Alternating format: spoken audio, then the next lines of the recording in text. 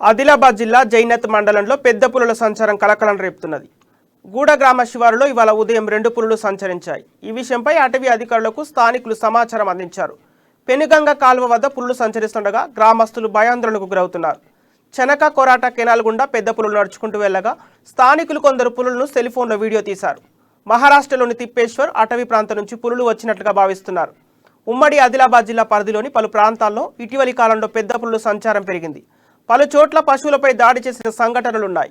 ఇటీవల మహారాష్ట్రలోని గడ్చిరోలి, చంద్రాపూర్ 2 జిల్లాల్లో పులుల దాడులపై పలువురు దాడికి పాల్పడ్డారు. చంద్రాపూర్ జిల్లాలో ఒకరు, గడ్చిరోలి జిల్లాలో మరొకరు పులి దాడిలో మృతి చెందారు.